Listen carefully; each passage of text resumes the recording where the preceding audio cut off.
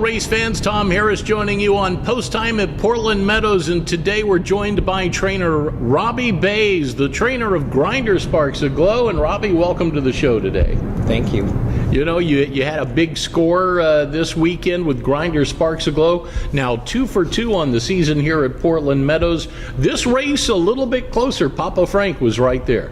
Yeah, he ran a little too sharp, I think, because he broke real good, and Nate said he wanted to go, so he let him stay up there a little closer than we really wanted to. But, you know, he still finished well, so I was happy. And Nathan Haar has ridden now Grinder Sparks Aglow in his last 2 victories, and he has measured the horse beautifully in that race. Yeah, he did a really good job, and he said that Grinder dug in when he felt the horse coming, so I was happy with both of them. And, you know, and he had a good summertime campaign, too. He ran, I believe, the second fastest 6 furlongs of the meet at Emerald Downs. Yeah, he ended up going 107.4 with Couton on him. Wow. And ran really well. Yeah. So that's flying. Yes, yeah. And to think that somebody went even faster. Right. 107 and 2 or 3, I think it was the best time in the meet. Just amazing. Now, this horse, Grinder Sparks Aglow, is not limited to just sprint races. He's gone around 2 turns before. In fact, looks like we might get a chance to see him again. Yeah, we're aiming at the next stake, going a mile, the Mount Hood, and he's routed. He ran second in the Muckleshoot Tribal Classic, and he ran second in the Portland Mile last year. So hopefully we can. And I believe he ran second in the Mount Hood, so hopefully we can win it this year. Well, that's great. And, you know, to find a horse that can go long or short for you, that's just a rare commodity. Yes, yeah, he's a special horse because he'll relax usually beside another horse instead of, like, pressuring himself to keep going. And that really helps him for his strength. And all the times when I throw the rider on, I tell him, he will relax, so just let him relax. But when you push that button, he's going to go. That's got to be a lot of fun, especially for Nathan Haar. Yeah, he's been excited ever since he got on the horse. I'll bet so. Let's talk a little bit about Grinder Sparks Aglow's personality. I understand his barn name is Elvis. Yes, and when he came to me, the guys told me when he was 3 years old, his barn name is Elvis, and it's been Elvis. And I tried, when I'm talking about him to other people, I always say Elvis, and then I got to say, no, Grinder Sparks Aglow, so they understand who he is. I wonder how that name came about. Any idea? You know, I am not sure. I'm not sure.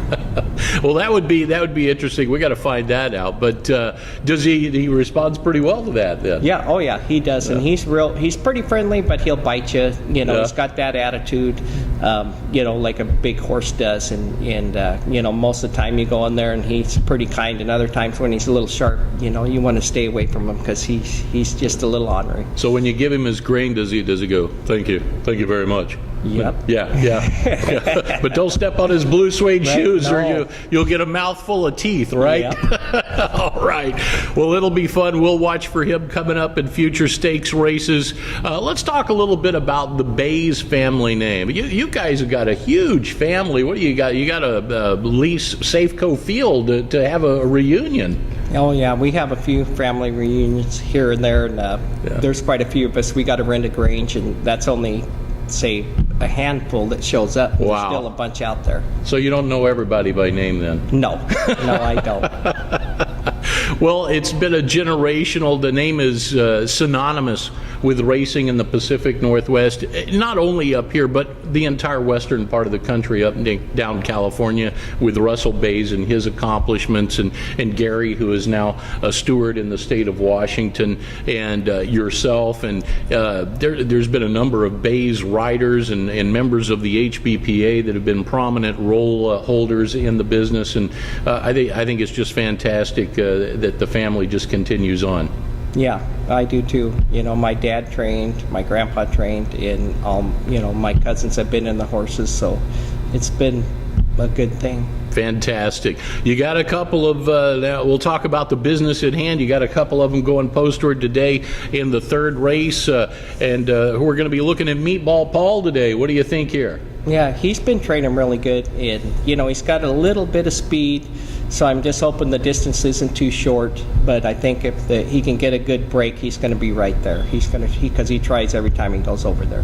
He looks like he can stay reasonably close, and if he does, he's certainly going to be dangerous, I would think, in the final quarter mile. But beyond all of that, taking a big class drop today.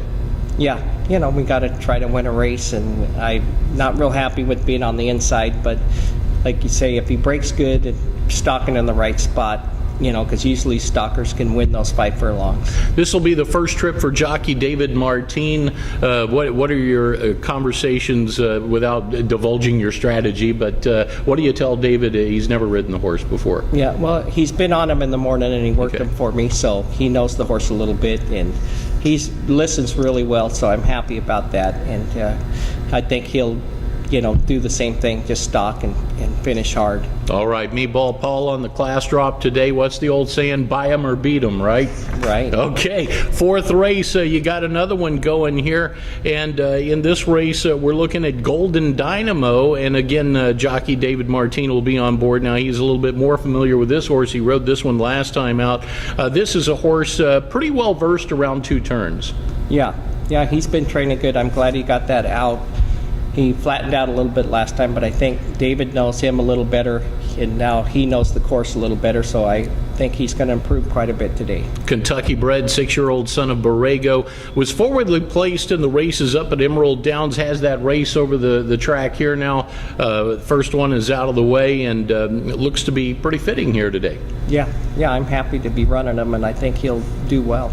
All right. Well, Robbie, thanks so much for taking time out to join us today. We want to wish you the best of luck in the race action today, and we can't wait to visit with you again when Elvis takes the stage. Sounds good to me. All right. Okay. Trainer Robbie Bays, the trainer of Grinder Sparks Aglow, joining us on Post Time at Portland Meadows.